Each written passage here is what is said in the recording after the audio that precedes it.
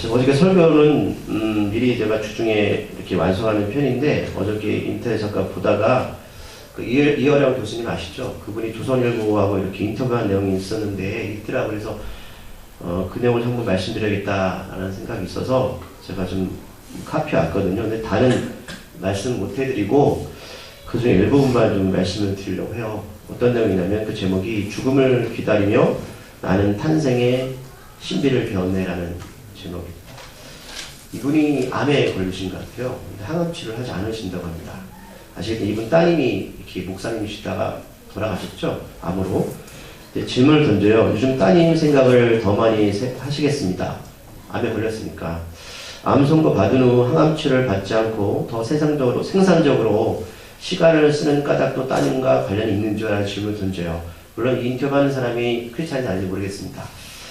자, 이현원 교수님 답을 해요. 미소 지으면서 우습지만 성경에는 나중 자가 먼저 된다는 말이 있어요. 내 딸이 그랬어요. 그 애는 죽음 앞에서 두려워 벌벌 떨지 않았어요. 지금 나가면 3개월, 치료받으면 6개월, 선고를 듣고도 태어나니까 도리어 의사가 놀라서 김이 빠졌어요. 미나가 그 따님이 미나였어요. 이 미나였죠. 4살 때였어요. 아내가 임신해서 내가 아이를 데리고 대천 해수욕장 앞 호텔에 묵은 적이 있는데 아이를 재우고 나서 다른 방에 가서 문학 청년들과 신나게 떠들었어요. 그때 미나가 자다 깨서 컴컴한 바다에다 올면서 아빠를 찾은 겁니다. 어린애가 질려서 이런 멘트를 던지고 어린애가 너무 겁나서 생각하면 지금도 마음이 아파요. 그러니까 이분이 잘못되는 그러니까 가정보다는 아시죠? 어떤 내용인지. 우리 애는 기억도 안 나지만 웃었어요. 그랬던 아이가 혼자 미국에 가서 무척 고생을 했어요. 3년 만에 법대 나오고 이분이 로스쿨을 졸업하고 검사가 되었죠. 외롭게 애 키울 때 그날 그 바닷가에서처럼 아버지하고 목이 쉬도록 울 때 그때 나의 대역을 누군가 해줬어요. 그분이 하나님이야. 내가 못해준 걸 신이 해줬으니 내가 갚아야겠다. 이혼하고도 편지 한 장 안 쓰던 쿨한 애가 이혼하셨잖아요. 누군지 아시죠? 전 정치인 김모 씨입니다. 아빠가 예수님 믿는 게 소원이라면 내가 믿어볼만 하겠다. 그렇게 시작했어요. 딸이 아버지를 따라가야 하는데 아버지가 딸의 뒤를 쫓고 있어요. 또 웃었어요. 이렇게. 그분이 여기 웃음이 가면을 걸어봤고. 또 질문을 던져요. 언제 신의 은총을 느낍니까? 그러니까 이 뭐 질문 하나님이란 표현할 수는 없죠. 신의 은총을 언제 느낍니까? 라고 질문을 던졌을 때 아프다가도 아주 건강하게 느껴진 아침이 있어요. 내 딸도 그랬죠. 아빠 다 나 나았어요. 라고 우리 애는 죽기 전에 정말 충만한 시간을 보냈어요. 1년간 한국에서 내 곁에서 가장 오래 머물렀죠. 암에 걸리고 큰 선물을 받았어요. 죽음에 맞서지 않고 행복하게 시간을 썼어요. 그러니까 이분은 딸하고 깊은 시간을 보낸 적이 없고 1년 동안 이렇게 보낸 것 같아요. 내가 보내준 발렌타인데이 꽃다발을 보면서 환호성을 지르고 호텔 방에서 아빠 밤 풍경이 너무 아름다워 라며 전화가 왔어요. 육체가 소멸하기 마지막까지 복음을 전했고 기도드리고 쓰러져서 5시간 6시간 있다가 운명했어요. 어떤 환자라도 그런 순간이 와요. 이런 내용이 쭉 있고요. 어떤 기도를 하시냐고 라고 질문을 던졌어요. 어떤 기도를 하십니까? 옛날엔 나는 약하니 육 같은 시험에 들지 말게 해달라고 기도했지요. 지금은 병을 고쳐달라는 기도는 안 해요. 역사적으로도 부활의 기적은 오로지 예수 한 분뿐이니까 나의 기도는 이것이에요. 어느 날 문득 눈 뜨지 않게 해주소서. 내가 갈피를 넘기던 책, 내가 쓰던 차가운 컴퓨터, 그 일상에 둘러싸여 눈을 감고 싶어요. 그리고 마지막에 이 부분이 있어요. 자, 다 건너뛰고 이런 말씀하십니다. 자, 여러분도 손 놓고 죽지 말고 내가 죽는다는 사실을 끝까지 알고 맞으라고. 이 말 의미를 아시겠죠? 다 죽는다 이거예요.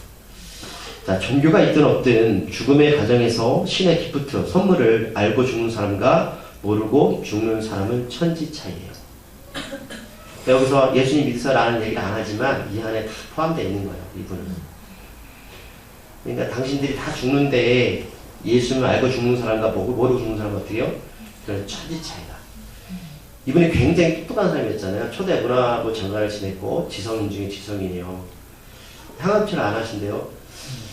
글쎄 언제 하나님 그러실지 모르겠지만 따님의 순교를 통해서 이분의 예수님 믿게 되었어요. 참 큰 선물이지만 아픈 선물이긴 해요. 오늘 본문에도 우리가 지난주 나눴지만 바울은 지난주에 20년 만에 귀한 동역자들을 만납니다. 초대교회 빌립이나 그의 예언하는 4명의 딸들, 그리고 예루살렘에 내려왔던 선지자 아가보, 그들은 바울을 말렸잖아요. 어떤 말씀을 했죠? 예루살렘 올라가지 마세요. 당신은 죽습니다. 어떤 제자들은 강목 불면서 말렸습니다. 부탁을 합니다. 그때 바울이 이런 표현에서 왜 당신들이 내 마음을 두드리냐고. 이 의미를 아세요? 두드리는 마음. 정말 내 마음도 여러분 바울이라고 예루살렘 가서 죽는다는데 가고 싶겠어요? 어떤 사람이 이런 불구덩이 속에 들어가기 원하는 사람이 누구나 있겠습니까? 물론 그게 나의 일이라면, 나의 욕심이나 욕망이나 개인의 일이라면 그렇게 살다가 여러분 그런 증거를 받아도 아 그래 나는 그런 사람이야 라고 여러분 용납할 수는 있겠죠. 그러나 바울은 평생 복음을 전하다가 마지막에 당신 죽어요 예루살렘 가면 왜 복음 전하라고 성경이 보내러 가거든요. 그럼 이런 소리를 듣고 어떤 사람이 태어나게 아멘이라고 하겠습니까? 마음을 두드리는 말이에요. 다 사랑하는 마음으로 이렇게 표현하잖아요. 그때 바울이 이런 표현을 했어요. 나는 예수님 이름을 위해서 내가 결박을 당하고 예루살렘에 죽는 것도 난 가고 있다. 난 단호하게 난 예수 올라가겠다. 그런 소리 하지마. 죽는 사람 앞에서 무슨 얘기 하겠어요? 오늘 이해론 교수님도 이제 죽음을 앞두고 있잖아요.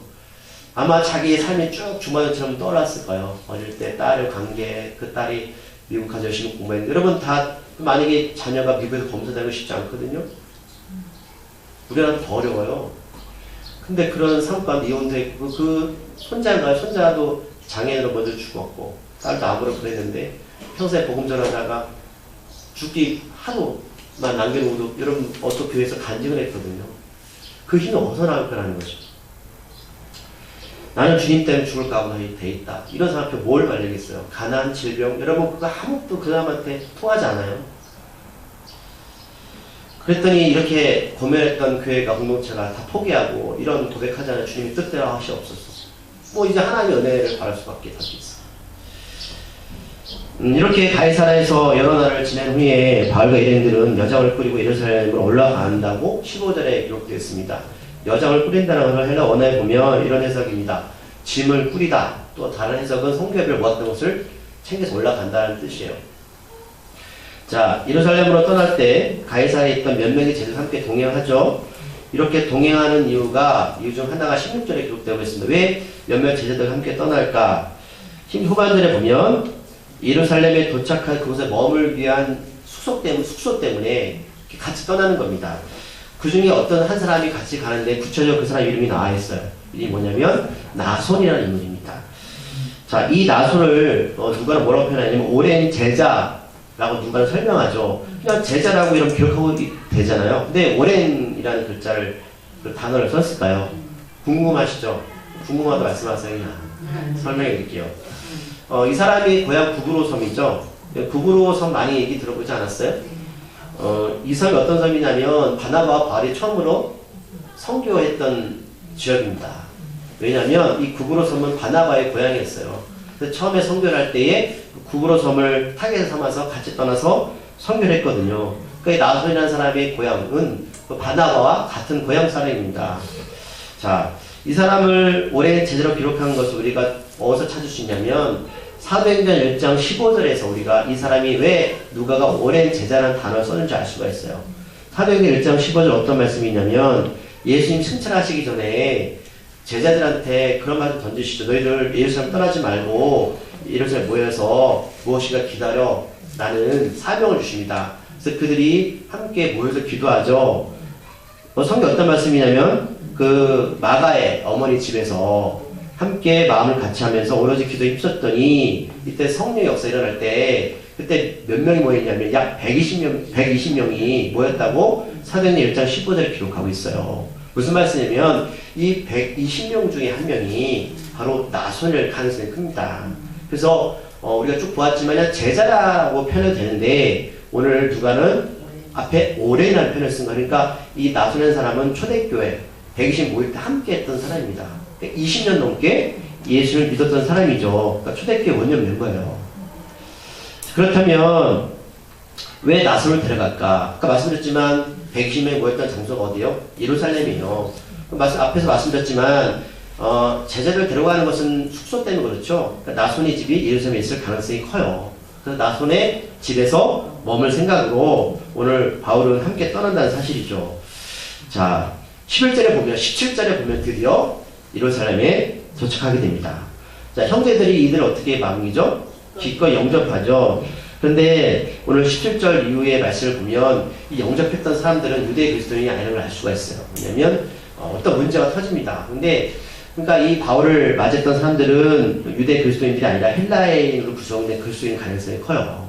이들이 이 바울 일행을 아주 반갑게 맞이해 줍니다. 근데 이 문제는 여러분, 이 갈등은 앞에서 어떤 그 바울이 계속 쫓기고 이런 싸움의 문제가 아니라 예전 공동체가 바울을 너무 생각해서 하는 갈등일 수가 있어요. 그래서 이 교회 이 공동체 안에 어떤 내적인 갈등이 생길 수가 있잖아요. 이런 문제들이 어떻게 바울이 즐겁게 넘기는가 우리가 그걸 살펴볼 건데, 자, 오늘 어떤 문제냐면 이런 마음이요. 교회 공동체 내에서 바울, 너 이렇게 너무 융통성 없게 신앙생활하면 힘들다는 거예요.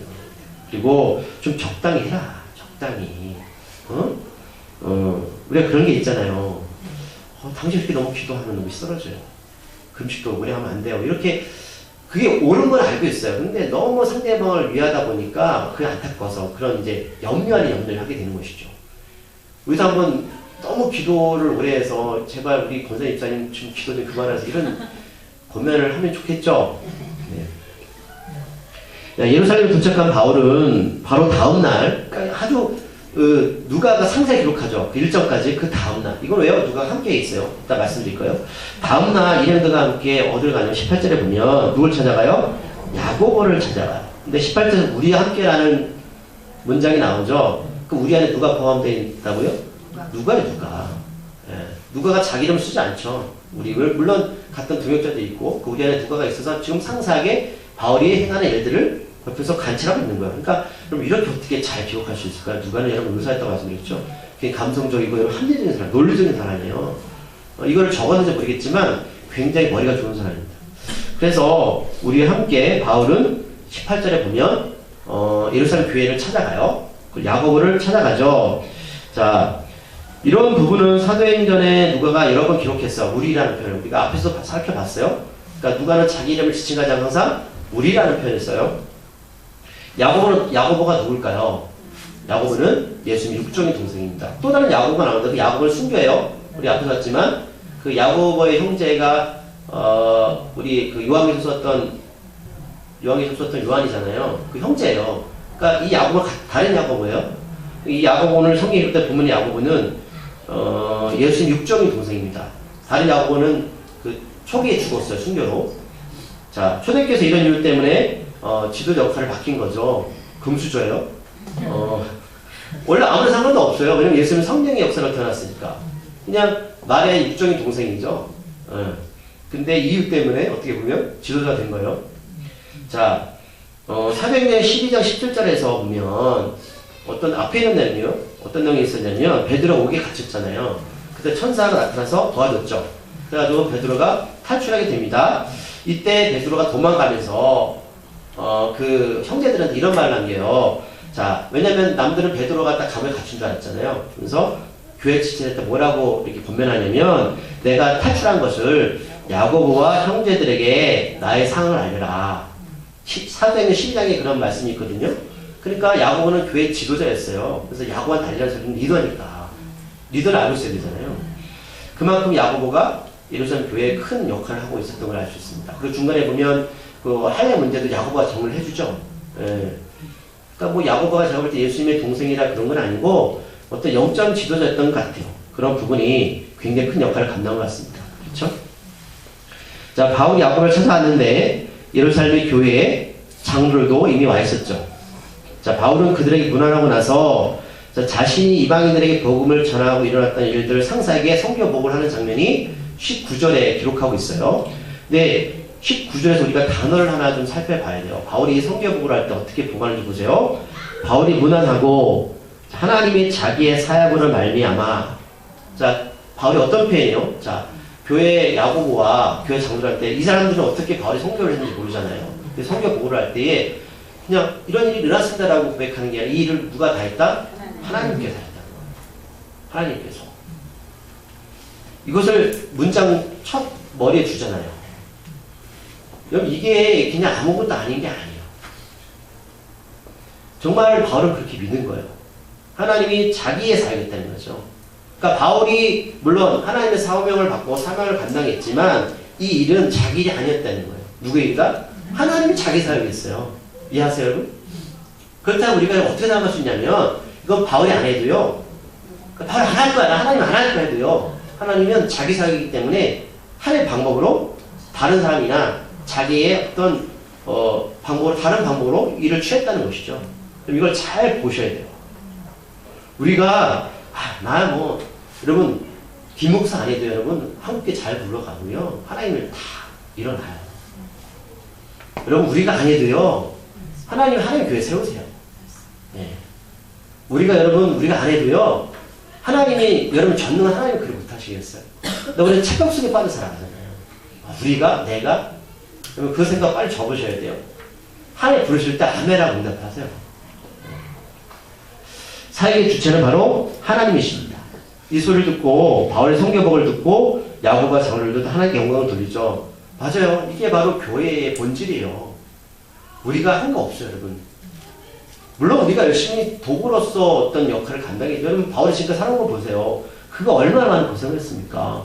바울도 할 일 많을 거예요. 근데 바울은 그런 얘기 안 해요. 하나님께 쓰임 받은 것만으로 감사하다. 어떻게 이런 고백이 나올까요? 남들은 우리도 그렇지만 뭔가 안 알아주면 삐지잖아요. 내가 이렇게 했는데 그런 생각 들고 저도 그럴 때 있거든요. 근데 바울은 아니에요. 참 우리 아직 어린아이 신앙이죠. 자, 그러고 나서 좀 불편한 이야기를 예루살렘 교회가 꺼냅니다. 20절에서 꺼내게 되는데 어떤 얘기냐면 형제여 바울아 형제여 그래도 알지만 유대인들 중에 예수를 믿는 이들이 수만 명이 있다. 그러니까 그리스도인들 두 부로 나눠요. 그러니까 어릴 때부터 율법을 따르던 하나님을 믿었던 사람들 중에 회심해서 예수를 믿었던 사람들과 그다음에 그러니까 이방신을 섬겼던 헬라인이나 이방인들 중에 예수를 믿었던 사람들 이렇게 나눠요. 오늘 얘기하는 것은 이방 그리스도인이 아니에요. 예루살렘 교회 안에 있는 유대 그리스도인들 말하는 거예요. 거기 한정되어 있다는 걸 보셔야 돼요. 그들 수만 명이에요. 그럼 이들 예수 믿기가 더 어려워요. 예. 근데 유대인들이 다 어떤 사람들이었어요? 율법에 열심히 사람들이었다는 거예요. 대충 믿는 게 아니에요. 그러니까 우리가 열심은 중요하지만 그 열심의 방향과 목적이 맞아야 된다는 것이죠. 그렇죠? 율법에 열심히 유대 그리스도인들 때문에 지금 문제가 있는 거예요. 여기서 문제 제기가 들어가는데 분명히 예루살렘 교회는 부흥이 되었어요. 교회도 마찬가지로 교회가 부흥되어지고 사람이 많아지면요 예외로 문제가 많이 터질 수가 있어요. 여러 가지 문제가 있습니다. 자, 주님을 따르는 유대인들이 많은데 그들의 율법 때문에 갈등이 있다는 것이죠. 자, 앞에서도 이 부분 때문에 한번 바울이 예루살렘 교회에 왔어요. 기억나세요?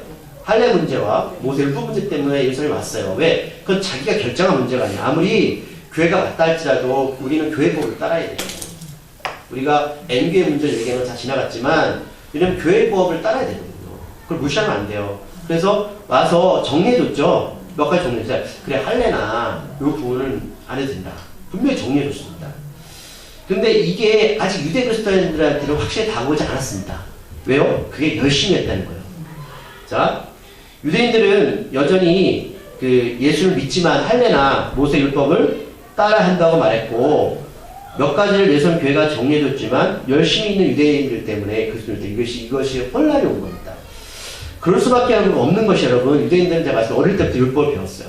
이게 맞다고 배웠어요. 무슨 말씀이냐면 자 보세요. 자 뭐가 잘못됐어. 이건 걸러. 이건 하지마 그러면 사람이 안 해요. 근데 율법이 잘못된 건가요? 율법이 좋은 거 많죠. 교회 안에서 공동체 지켜야 할 것들 당연히 좋은 거 어릴 때부터 그걸 배워왔고 당연히 이렇게 하는 게 맞는다고 생각했어요. 근데 갑자기 바울이 그거 지키면 안 된다고 얘기해요. 이러면 그거에 대해서 쉽게 누가 용납해 주겠어요. 그리고 또 한 가지 뭐냐면 이게 그들한테는 특권의식이었어요. 우리가 그렇잖아요. 나는 40일 금식기도 했다. 그럼 금식기도가 나빠요? 난 주일에 한 번도 안 빠졌어. 여러분 빠지라고 소리가 아니라 나쁜 건 아니잖아요. 당연히 그렇게 해야죠. 근데 그게 어느 날부터 그게 뭐냐면 우리 안에 기득권으로 나갔다는 거예요. 이거 안 하면 믿음 없는 사람, 시험 없는 사람 이렇게 다가왔어요. 어차피 예수님 믿는 거 이거 좋은 건데 이거 지켜가야지 왜 이걸 지키지 말라고 그래? 그렇죠. 그건 당연히 유대 그리스도는 그렇게 주장할 수 있는 부분이에요. 이렇게 생각하는 전통, 좋은 전통을 지켜가는 게 좋잖아요. 이런 얘기를 한다는 것이죠. 이해가시죠, 여러분? 그러니까 교회 공동체 어떤 내적인 갈등도 보면 서로 이야기를 들어보면 다 옳은 이야기일 수도 있어요. 근데 이게 서로 용납이 안 될 때 문제되는 것이죠. 그러기에 아무리 옳은 일을 한다 할지라도, 바울이 옳은 일을 한다 할지라도 옆에 보면 위험하다는 거야. 그럼 할래나 하나님 모세 율법을 지키지 않으면 막사로 되는 거야? 그 사람 있죠. 예수 그리스도 은혜로 구원받았어. 그럼 막사로 되나요? 한 번은 영원한 구원, 그렇게 말할 수 있잖아요. 한 번은 영원한 구원이야. 뭐 은혜 받았는데. 근데 어릴 때부터 신앙들은 여기 또 매여있거든요. 근데 감 믿는 사람은 뭐 그런다고 뭐 은혜가 사라져. 그런 대립이 있을 수 있죠. 이런 상황이라는 거예요, 여러분. 자, 그럼 21절 말씀을 다 같이 읽어볼게요. 21절 말씀을 볼게요. 성경 21절 말씀. 자, 이 문제를 제기하는 거요. 다 같이 읽어볼게요. 시작. 내가 이방에 있는 모든 유대인을 가르치되 모세를 배반하고 아들들에게 할례를 행하지 말고 또 관습을 지키지 말라 한다음을 그들이 들었도다. 아멘. 두 가지 얘기를 하는 거예요. 크게 모세가 하나님께 받은 계명, 율법, 관습을, 그 다음에 또 하나는 할례 문제. 아브라함과 했다 할례 문제. 이거는 특권이잖아요, 그죠? 이것을 모세가 지키지 말라. 자네들한테 지키지 말라고 이렇게 가르쳤다는 거예요. 그러니까 유대 그리스도는 뭐야? 화가 나죠. 왜 이런 얘기를 하고 있어? 응?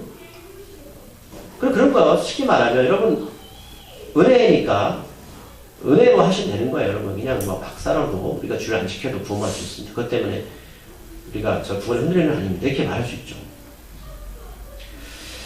자, 근데 여러분 이게 솔직히 맞는 얘기야 틀린 얘기야 여러분들. 성경의 근거를 말씀하셔야죠. 네. 성경의 근거. 자, 볼게요. 로마서 7장 12절 찾아보세요. 로마서 7장 12절. 248쪽. 로마서 7장 12절 말씀을 찾아보겠습니다. 로마서 7장 12절. 248쪽.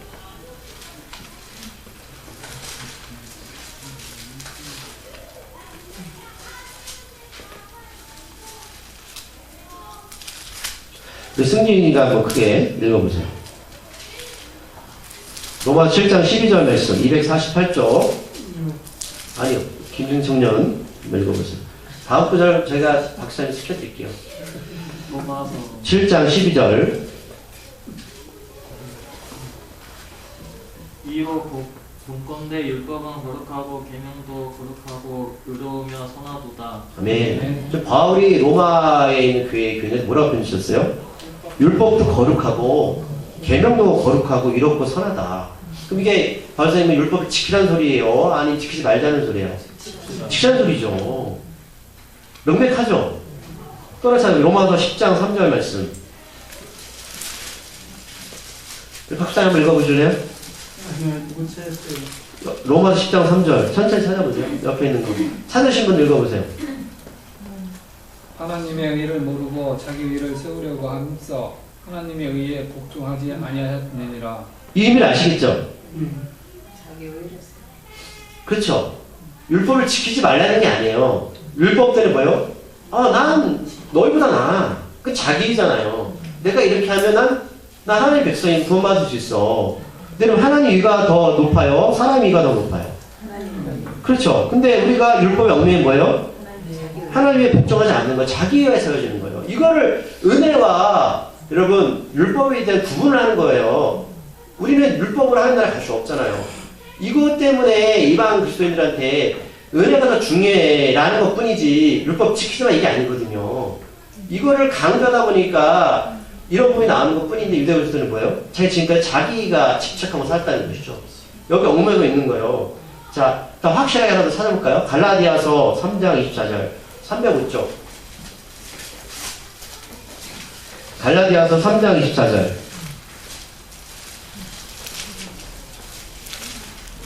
305쪽에 305쪽 딱 피시면 돼요. 그 앞줄이 있을 거예요. 갈라디아서 3장 24절. 찾으신 분 한번 읽어보세요.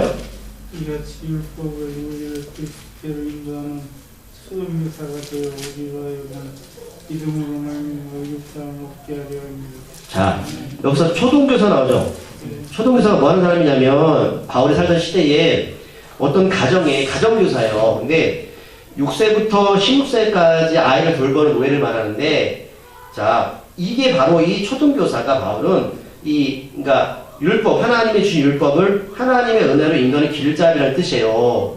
이 사람들이 뭐 하냐면, 율법이 맞다고 하면서 은혜보다 이거를 이제 끌고 가는 거예요. 야, 율법을 잘 지켜야 구원받을 수 있어.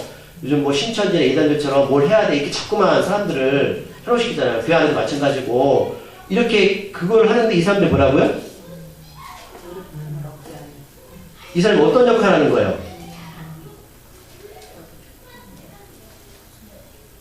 이 사람들은 자 보세요. 나는 죄인이구나. 법을 잘 지키려고 했지만 안 되는구나. 율법을 통해서 이걸 깨닫게 만들어야 되는 건데, 아시겠어요? 법이 있으면 나는 법을 지켜도 안 되는구나. 나 율법 난 구원받을 수 없구나. 이거를 깨닫는 길잡이가 돼야 되는데, 이거를 아니라 너희들은 무엇인가 잘해서 할 수 있어 라고 자꾸만 부추기는 거예요. 근데 은혜는 뭐예요? 율법을 통해서 나를 깨닫게 되는 게 은혜잖아요. 예. 그러니까 이같이 율법이 우리를 그리스도께로 인도하는 초등교사가 돼서, 그러니까 초등교사가 아이를 가르친 것처럼 어린 아이를 가르친 것처럼, 야 너희들 법을 지킬 수 없지. 그럼 우리가 법을 잘 지켜서 하나님 나라에 갈 수 없잖아. 그럼 어떻게 하나님 나라에 갈 수 있지?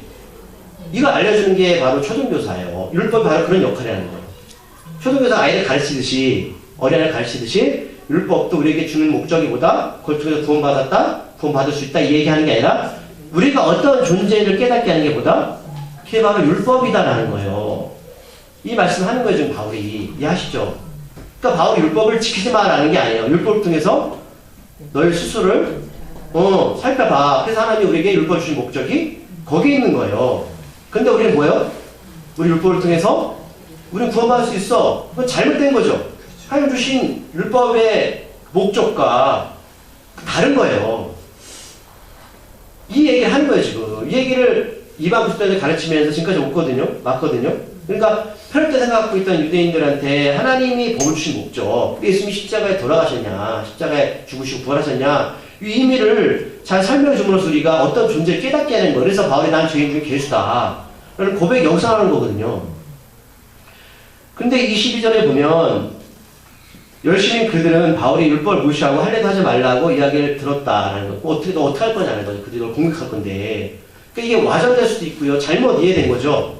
네? 분명히 바울은 그렇게 가르친 적이 없어요. 근데 사람들이 오해하고 있는 거죠. 자, 예수를 믿긴 하지만 자신들이 어릴 때부터 배운 모세 율법이나 할례 부분을 아직도 도저히 받아지 못하는 유대 그리스도인들 때문에 그들이 바울을 공격할 것 같으니까 이스라엘 공동체가 이거를 지금 염려하고 있는 거예요. 그러니까 바울은 그걸 다 알고 있을 거 아닙니까? 저놈이 하나님을 욕되게 한다 이렇게 가르치는 거예요. 네. 근데 지금도 교회 안에서 보면 이런 것들 좀 있습니다. 근데 은혜를 너무 강조하다 보니까 법이 사라지긴 했어요. 근데 이게 균형 있게 가야 되거든요. 근데 은혜가 뭔지를 알면 율법을 지킬까 안 지킬까요? 지키죠. 왜요? 여러분 율법을 우리가 안 지키면 우리가 망가져요. 여러분 잘 기억하셔야 돼요. 네. 우리가 율법을 지키려고 애써서 구원받을 수는 없지만 은혜를 아는 사람 여러분 그 법을 지킬 수밖에 없다는 사실이죠. 이건 다른 겁니다. 자, 밖에 사람도 무섭지만 교회 공동체 안에 있지만 여전히 세상 속에 헤매는 유대의 그리스도인들의 모습이 좀 쓸쓸하기도 합니다. 자, 바울은 자신의 동포인 유대인뿐만 아니라 헬라인이나 이방인들에게 구원의 길을 열어놓고 진정 구원의 길이 본질이 무엇인지를 그들을 가르치고 지금까지 달려왔습니다. 그런데 여전히 자신들이 가지고 있는 기득권이나 특권인식을 버리지 못한 유대 그리스도인들을 우리가 여기서 찾아볼 수 있습니다. 같은 예수를 믿지만 보이지 않는 벽이 있죠. 자, 이런 일들이 지금 교회에 일어난다고 말씀드렸습니다. 예를 들면 뭐가 있을까요? 지금 어떤 문제? 동성애 문제, 술, 담배 문제, 빈부의 교차. 이런 갈등도 교회 안에 있어요. 있잖아요. 그러니까 이런 것들이 우리 안에서는 어떻게 풀어야 할까요? 이거죠. 근데 이거는 시대와 문화와 환경에 따라 많이 다를 수 있거든요. 자, 이때 교회 장로들이 23절, 24절까지 그 문제를 풀 단서를 제공해 주는데, 근데 읽어보시면, 물론 이게 바울을 생각해서 이게 제안하는 장면이긴 합니다. 근데 바울 입장에서는 굉장히 비굴할 수밖에 없는 제안입니다. 무슨 말씀이냐면, 바울이 잘못한 것이 없어요. 예를 들면, 나는 잘못한 것이 없는데 누가 그런 거야? 네가 먼저 가서 사과해. 그럼 하시겠어요? 쉽지 않은 일이거든요. 예를 들자면 그런 내용이에요. 바울이 그렇게 가르친 적도 없고 그런 마음도 없었어요. 근데 이런 공동체가 바울을 생각해서 일단 네가 숙이고 들어가, 이 내용이에요 지금. 자, 어떤 내용이냐면 자신들에게는 그의 안에는 하나님께서 선언한 4명이 있다고 23절에 기록하고 있어요. 근데 뜬금없이 왜 선언한 4명이냐? 선이 뭐냐면 하나님의 약속한 사람을 말합니다. 그래서 서기도 한다고 그러잖아요. 근데 이게 그 구약의 대표적인 나실이라고, 나실인들, 하나님이 약속한 사람들이에요. 이 사람들 3가지를 하면 안 되겠죠? 뭐였어요? 포도주나 독주 마시면 안 되고, 시체를 가까이 하면 안 되고, 머리를 깎으면 안 돼요. 그래서 이따 머리 깎는 얘기가 나오는 거예요. 이 서원한 4사람이 있어. 이 사람들은 유대인들이 우러러봐요. 왜요? 하나님께 약속을 지키기 위해서 그 율법 안에서 뭔가 애를 쓰잖아요. 여러분, 이게 쉽지 않죠? 네, 쉽지 않잖아요. 그러니까 이런 약속이 성취될 때까지 이걸 하지 않는 거예요. 얼마나 어렵겠어요. 이런 사람이 4명이나 있습니다. 이 사람들 정결하고 구별된 사람들이죠. 자, 이 4명을 데리고 바울아, 넌 성도에 들어가서 정결 예식을 가지라는 겁니다. 자, 정결 예식을 통해서 유대 그리스도인과 바울은 어떤 그 오해와 노역을 풀어주라는 의미죠. 이런 의미 때문에 하는 거예요. 바울은 절대 모세 율법이나 할례를 무시하지 않고 하나님을 따르고 있다는 증거로 정결 예식을 가지라는 권면입니다. 근데 말씀드렸지만 바울이 잘못한 게 없어요. 그렇죠? 자, 부정한 사람에게 정한 사람을 하는 의식이 바로 이 정결 의식이에요. 그러니까 이걸 하면 뭐냐면 바울은 자기는 잘못했습니다라고 인정하는 꼴이 되는 겁니다. 이해하시죠? 내가 인정하고 나서 정결 의식을 가지면 이제 오해가 풀리는 거야. 그래, 너 이제 그렇게 살면 안 되는 거야. 여러분, 내가 잘못한 것도 없는데 나 잘못했다고 공표하고 나서 사람들 앞에서 이런 행위를 한다는 게 여러분 용납되세요? 바울은 이 4명의 나실인이 하나님과의 사이가 끝날 때 비용을 대신 내고 머리를 깎게 해줍니다. 이런 게 있었대요. 그러니까 돈이 많은 사람이, 이게 돈이 드니까, 여러분 예를 들면 그거 여러분, 이거 비유하기 그렇지만 옛날에 그렇잖아요. 그 뭐 무당집 가서 절집 가가지고 뭐 할 때 그냥 제사 드릴 때 그냥 해요. 돈을 좀 많이 내야 되잖아요. 돈 없는 사람은 어떻게 해요? 돈 있는 사람이 내줄 수 있잖아. 이걸 했다는 거예요 지금. 바울이 돈을 대신 지불하면서 4명의 의식을 치러주는 겁니다. 자, 그리고 이방 그리스도인들에게는 25절에서 이미 예루살렘 교회 공동체에서 결정했던 것, 우상의 제물과 피와 목매어 죽인 것과 음행을 피할 것은 지켜야 한다는 이 3가지만 지키자 하는 것을 결의된 것을 편집셔서 보냈다고. 이것도 위로해 주는 거예요. 너 바울한테 이렇게 몰아치니까 그냥 우리가 편집 보냈어. 좀 마음이 좀 편안하지. 당근 주고 책식 주고 하는 겁니다. 이 내용은 이미 바울이 알고 있었고 했었어요. 그렇죠? 바울이 26절에서 다른 주장을 내지 않습니다. 여러분은 이때 어떻게 하시겠어요? 아니, 내가 잘못한 게 뭐가 있습니까? 내가 왜 죄인이 되어야 됩니까? 내가 왜 거기 가서 많은 사람들 앞에서 왜 웃음거리가 돼야 됩니까? 내가 지금 어떻게 살았는지 아세요? 돌에 맞은 것도 수번이 되고요. 수많은 모욕과 수많은 아픔과 추위와 배고픔에서 지금까지 달려왔습니다. 당신 나 어떻게 사는지 알죠? 나 잘 나갔던 사람입니다. 근데 지금 와서 내가 그들의 입맛에 맞춰줘서 그런 행위를 해야 돼? 내 돈 내고? 이렇게 할 수 있잖아요. 근데 바울은 어떻게 합니까? 재물을 바치는 날을 신고하게 됩니다.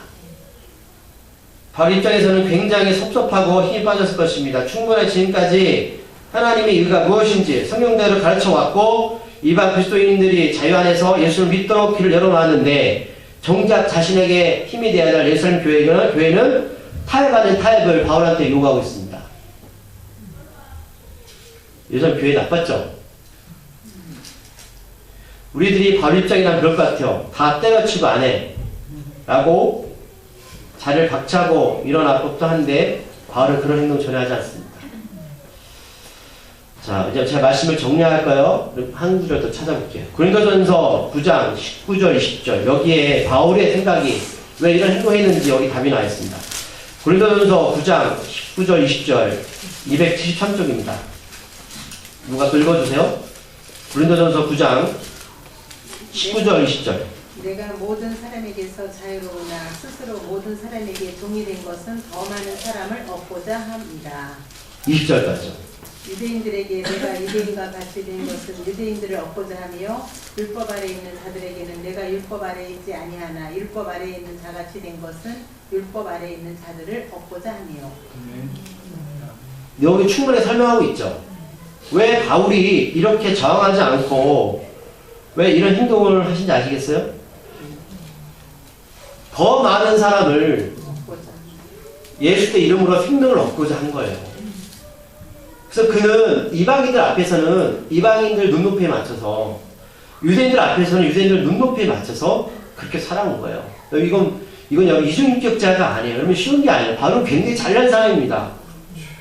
근데 그가 한 사람의 생명을 위해서 그가 어떤 이가 구원의 길로 들어설 수 있다면 그는 어떤 자리든 마다하지 않았어요. 그렇기 때문에 오늘 이 상황들이 바울 입장에는 굉장히 당혹스럽고 정말 원망이 되고 화가 나지만 유대 공동체, 예루살렘 공동체가 원하는 대로 그는 그대로 따라줍니다. 왜요? 오늘 읽으신 본문 때문에 그런 거예요. 자기가 자기를 내세우는 순간에 공동체에 무너지고 지금까지 예수의 복음의 능력이 사라질까봐 수만 명의 유대 그리스도인 이것 때문에 시험 들까봐 바울은 더 이상 자기의 생각과 의지를 이야기하지 않아요. 여러분, 바울이 원래 이런 사람이었어요? 바울 이런 사람 아니었어요. 바울은 정말 다혈질적이고요, 열심히 있던 사람이었습니다. 근데 왜 이렇게 이상하게 변했나요? 예수님이 그를 그렇게 만들어 놨어요. 그렇게 만들어 놨어요.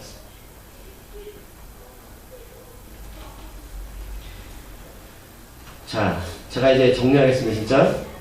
자, 이렇게 세 줄을 써놨어요. 교회 공동체의 내적 갈등을 푸는 방법. 제 생각입니다. 예수님의 은혜가 무엇인지 알고 자신을 바라보는 사람이, 은혜를 경험한 사람이 이 길을 갈 수 있습니다. 바울은 분명하게 자신이 잘못이 없기에 주장해도 되는데 더 이상 그 주장을 예수의 복음 앞에서 내려놓습니다. 인생의 가장 중요한 것이 무엇인지 알았기에 그는 교회의 권위를 따릅니다. 이유 때문에, 한 가지 때문이에요. 그 때문에 은혜가 무엇인지 알았던 사람입니다.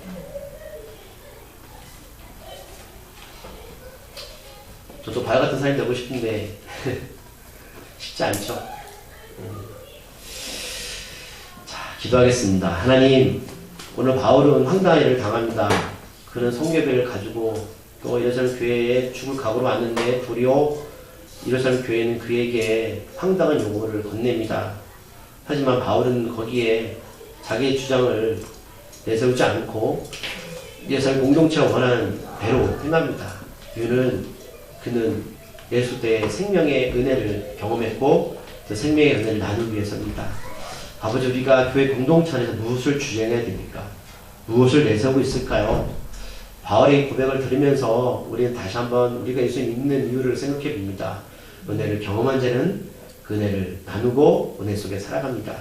아버지, 우리가 무엇을 주장하기보다 과연 그것의 생명을 얻는 길인지를 먼저 생각하게 해주시옵소서.